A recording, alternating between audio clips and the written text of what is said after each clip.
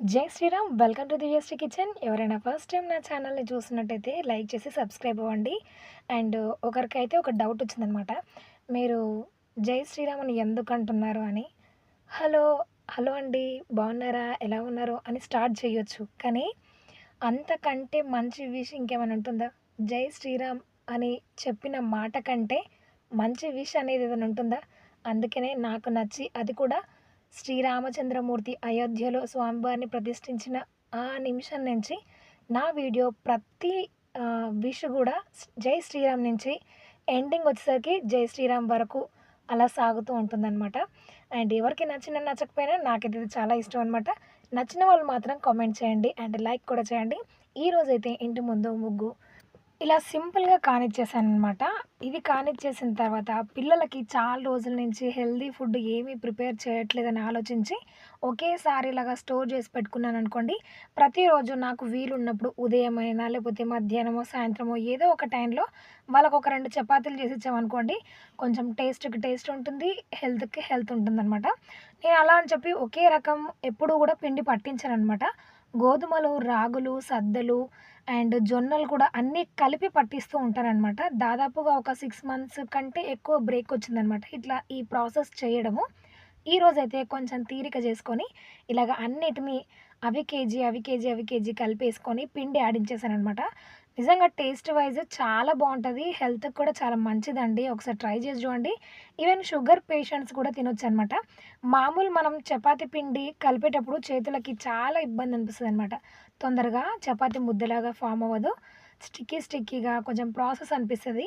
కానీ ఈ పిండి మాత్రం మీరు జస్ట్ వేళ్ళతోటే పిండిని తడిపేయొచ్చనమాట. ఇంకో విషయం ఏంటి అంటే ఈ చపాతీని యాక్చువల్‌గా రొట్టెలంటారు వీటిని. ఈ రొట్టెలని మీరు 2 రకాలుగా చేసుకోవచ్చనమాట. ఇట్లా చేతులు యూజ్ చేసి చేయొచ్చు. లేదంటే చపాతీ కర్ర అంటారు కదా! దాంతోటైనా చేయొచ్చనమాట. నేనైతే ఇలాగ జొన్న రొట్టెలు 2 చేతులతో చేయడం అలవాటు కాబట్టి నేను ఇలా చేశాను. చాలా పల్చగా కూడా చేస్తాననమాట. చపాతీల కంటే ఇవి చాలా శ్రేష్టం నా నా నా దృష్టిలో. అండ్ ఆయిల్ ఏమి వేయకుండా కాల్చేసి దాంట్లో కాంబినేషన్‌గా ఇలాగ గోరుచిక్కుడు, ఆలు అయితే వండాననమాట. రొట్టెలు, గోరుచిక్కుడు కాంబినేషను ది బెస్ట్ కాంబినేషన్ అనమాట.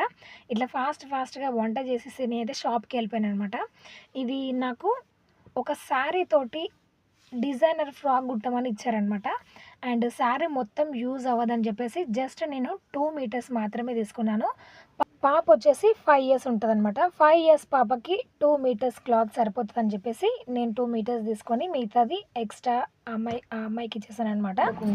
అండ్ ఇక్కడ బార్డర్ అయితే కొంచెం కడిగి ఒక ఘోరంగా ఉంది చూడటానికి అస్సలు. నేనైతే ఇక్కడ ఒక 15 గ్రామ్స్ అయితే మెంతులు ఇది ఏ రకంగా కూడా అయితే ఈ ఫ్రాక్‌కి యూజ్ అవ్వదనిపించేసి నేనైతే ఇది మొత్తం కట్ చేసి పక్కన పెట్టాను. మిగతా పార్ట్ ఈ క్రీమ్ పైన వేరే బర్డ్స్ లాగా వచ్చాయి కదా! వాటిని ఉపయోగించి అయితే నేను ఒక ఫ్రాక్ కుట్టాను పాపకి డిజైనర్‌గా. అండ్ నేను ఏ ఫ్రాక్ స్టిచ్ చేసినా కూడా పిల్లలని దృష్టిలో పెట్టుకొని మాత్రం స్టిచ్ చేస్తాననమాట. ఎందుకంటే ఆల్రెడీ నాకు చెప్పి ఉంటారనమాట. "అక్క ఈ ఫ్రాక్ బాగుంది కానీ పాప వేసుకోదక్క గుచ్చుకుంటుందంటుంది. చూస్తే ఫ్రాక్ చాలా బాగుంటది కానీ పిల్లలు వేసుకోరని" ఇలాంటి కంప్లెయింట్స్ నేను చాలా విన్నున్నాను కాబట్టి వాళ్ళని దృష్టిలో పెట్టుకొని వాళ్ళకి కుచ్చుకోకుండా కంఫర్ట్‌గా, స్మూత్‌గా ఉండే విధంగా నేను స్టిచ్ చేశాననమాట. ఒక రూ. 10 ఎక్కువ తీసుకున్నా పర్వాలేదు. కస్టమర్ సాటిస్ఫైగా ఉంటే మళ్ళీ మనకి ఏమంటారు? అదే గిరాకీ మనకొస్తదనమాట పోకుండా. కొత్తది రాకున్నా పర్లే గానీ ఆల్రెడీ కుట్టించుకునేవాళ్ళు మనని వదిలిపెట్టి వెళ్ళకుండా మనం స్టిచ్ చేస్తే బావుంటది. అండ్ నేనైతే ఇక్కడ పాప మెజర్‌మెంట్స్ ప్రకారము లైనింగ్‌ని కట్ చేసి మెయిన్ ఫ్యాబ్రిక్ అయితే నేను అటాచ్ చేశాననమాట. ఇలా అటాచ్ చేసిన తర్వాత కింద ఫ్రిల్స్ కూడా పెట్టేసి బాడీకైతే జాయింట్ చేసుకున్నాననమాట. ఇలా జాయింట్ చేసిన తర్వాత మనకి ఇక్కడ బాడీ కాడ ఖర్చు ఉంటది కదా! ఈ ఖర్చు అయితే పిల్లలకి కుచ్చుకుంటూ ఉంటదనమాట. ఇలా కుచ్చుకోకుండా నేనైతే రివర్స్‌లో లైనింగ్‌నైతే జాయిన్ చేస్తాననమాట. ఇలాగ రివర్స్‌లో జాయిన్ చేస్తే ఏమైతదంటే ఇట్లాంటి రఫ్ క్లాత్‌లు ఉంటాయి కదా! ఇట్లా బాడీ అటాచ్ చేసినప్పుడు ఫ్రాక్‌కి లోపల వైపు నుంచి ఖర్చు ఉంటది కదా! ఈ ఖర్చు అనేది పిల్లలకి కుచ్చుకుంటూ ఉంటదనమాట. ఇట్లా కుచ్చుకోకుండా ఎట్లా స్టిచ్ చేయాలి అంటే కంఫర్ట్‌గా ఈ లైనింగ్‌ని మనము ఇట్లా అటాచ్ చేస్తాం కదా! ఇట్లా అటాచ్ చేస్తాం. ఇట్లా కాకుండా ఇటువైపు నుంచి అటాచ్ చేయాలనమాట. దీన్ని ఇలా అనేసుకొని ఖర్చులు లైనింగ్‌కి, మెయిన్ ఫ్యాబ్రిక్‌కి మధ్యలో సెంటర్‌లో వచ్చే విధంగా ఇట్లా ఇట్లా అటాచ్ చేయాలి. ఇట్లా అటాచ్ చేస్తే ఏమైపోతది, మనకి ఇలా వచ్చేస్తదనమాట. పిల్లలకి ఎక్కడ కూడా ఏమంటారు, కుచ్చుకోకుండా స్మూత్‌గా ఉంటదనమాట. ఇట్లా స్టిచ్ చేసుకోవాలి. ఇవి హ్యాండ్స్ అనమాట, ఫ్రాక్ హ్యాండ్స్. అయితే పాపకి మొత్తం 6 ఇంచెస్ రావాలి. నేనైతే లెంత్ వచ్చేసి 4 ఇంచెస్ తీసుకున్నా. కింద మళ్ళీ 2 ఇంచెస్ పట్టి వస్తదనమాట. ఈ ఈ 4 ఇంచెస్ అండ్ ఇటువైపు 4 ఇంచెస్ పెట్టుకొని ఒక బాక్స్‌లా డ్రా చేసుకొని, అండ్ పైన పఫ్ కోసం అయితే చూడండి, ఇక్కడ నేను 3 ఇంచెస్‌కి పఫ్ పెట్టుకున్నాను అనమాట. 3 ఇంచెస్‌కి ఈ పఫ్ అండ్ వెడల్పు వచ్చేసి 4 ఇంచులకి మార్క్ చేసుకున్నా. దీన్ని కూడా ఒక బాక్స్‌లో డ్రా చేసుకొని దాన్ని ఇలాగా కట్ చేసుకొని పక్కన పెట్టుకున్నా. ఇందులో మొత్తం మనకు పఫ్ వస్తుందనమాట. ఇందులో మొత్తం ఫ్రిల్స్ వచ్చేస్తాయి. ఇది మొత్తం ఫిట్టింగ్, హ్యాండ్ ఫిట్టింగ్ అనమాట. అండ్ ఈ క్లాత్ మనకి కంఫర్ట్‌గా ఉంటది, కుచ్చుకుంటది కాబట్టి కుచ్చుకోకుండా కంఫర్ట్‌గా ఉండే విధంగా ఎలా కుట్టుకోవాలో నేను ఇప్పుడు చూపిస్తాను. అండ్ హ్యాండ్స్ ఇట్లా జాయింట్ చేసిన తర్వాత బాడీకి చూడండి ఇలాగ అనిపిస్తుంది కదా. ఇప్పుడు ఈ షోల్డర్ పైన జాయింట్ చేసింది కూడా పిల్లలకి కంఫర్ట్‌గా ఉండే విధంగా ఎలా స్టిచ్ చేసుకోవాలి అంటే, ఇలాగ ఆల్రెడీ మెయిన్ క్లాత్‌ని అయితే బాడీకి జాయిన్ చేసిన తర్వాత లైనింగ్ పార్ట్ ఉంటది కదా, ఆ లైనింగ్ పార్ట్‌ని ఇంతకుముందు మనం బాడీ అండ్ ఫ్రిల్స్‌ని ఎట్లా జాయిన్ చేసుకున్నామో అదే విధంగా జాయిన్ చేసుకోవాలి. ఈ జాయింట్ చేసుకునేటప్పుడు కింది వైపు మడిచి కుట్టుకున్న తర్వాత మనకి ముందు వైపు సంక లోతను కట్ చేస్తాం కదా, దాన్ని చూసుకొని ఫ్రంట్ వైపు వచ్చే విధంగా, ఆ సంక లోతు ఫ్రంట్ వైపు వచ్చే విధంగా ప్లేస్ చేసుకొని స్టిచ్ చేయాలనమాట. ఇలా స్టిచ్ చేస్తే మెయిన్ ఫ్యాబ్రిక్‌కి, లైనింగ్‌కి మధ్యలో ఖర్చు వస్తది. కుట్టిన తర్వాత ఆ ఖర్చు అనేది మనకి కనిపించకుండా నీట్‌గా ఉంటుందనమాట.